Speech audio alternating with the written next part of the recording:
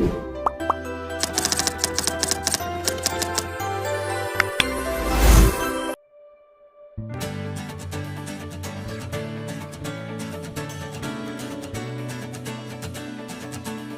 American Marketing Association defined a brand as a name, term, design, symbol, or combination of them, intended to identify the goods or services of one seller or group of sellers and to differentiate them from those of competitors.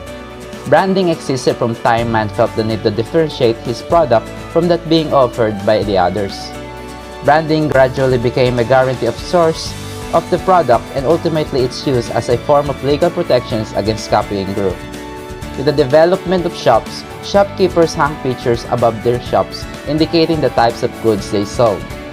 With Industrial Revolution, mass production came into existence but the distance between the manufacturers and customers increased.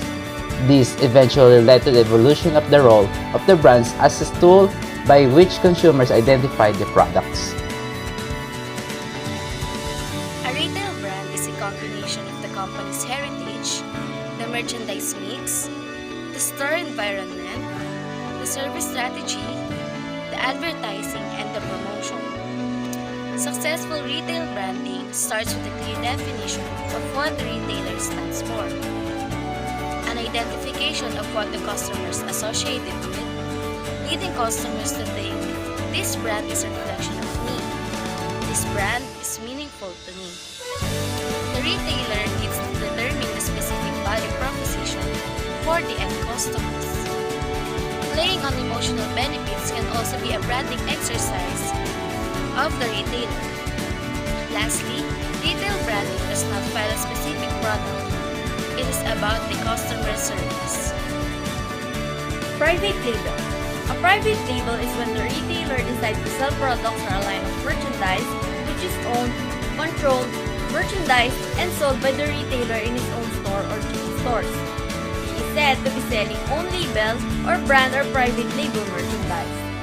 The Private Label Marketing Association defines store products as all merchandise sold under a retail store's private label. That label can be a store's name or a name created exclusively by that store.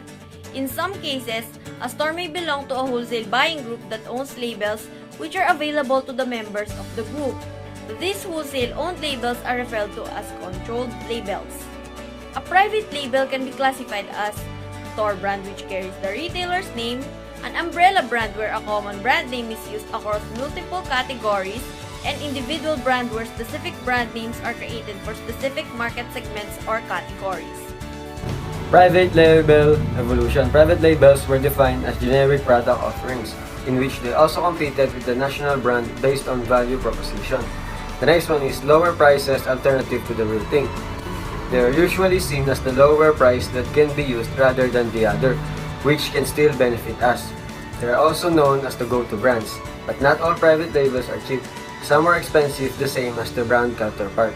The next one is inferior quality, which results in less confidence. The next one is generics. Generics are the first type of private labels. Generics are a product that doesn't have brand name. They are usually plain and have basic packaging. They imitate some more expensive brands and sell it at a competitive price. And lastly is the rise of private labels on food, grocery, and apparel sectors. The increase of retail stores had an impact on the businesses where they should earn higher profit and the desire to the service in the gaps in consumer requirements. This increases the popularity of private labels for the consumers.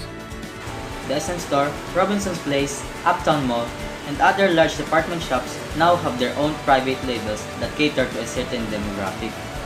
In-store advertisements are crucial for private labels since private labels are typically more profitable for them. Private labels must prioritize quality in order to compete with national names. The average quality of one product in comparison to others, as well as its consistency through time.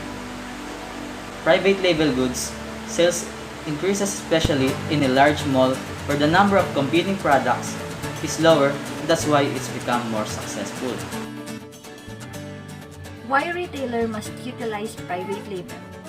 First, it can fill the gap that may exist in the marketplace. Second, It allows the retailer to have an advantage to offer another option to the customer. Third, it allows the retailer to offer a unique product in the marketplace. Lastly, it allows the retailer to earn a higher margin than the other brand that he chooses to retail, for the very reason that he does all the work such as designing, merchandising, sourcing, distribution, and even advertising. The next one is private label creation process. There are 5. First, identification of the need. Second, make or buy. Third, placing the order and allocating the goods. Fourth, marketing. And lastly, performance measurement. Merchandise procurement or sourcing. The term sourcing means finding or seeking all products from different places, manufacturers, or suppliers. The importance of sourcing in a retail environment can be best understood from the fact that sourcing of merchandise is a key element of cost. Method of procuring merchandise. First method is identifying the sources of supply. Costs associated with global sourcing are counter of origin effects.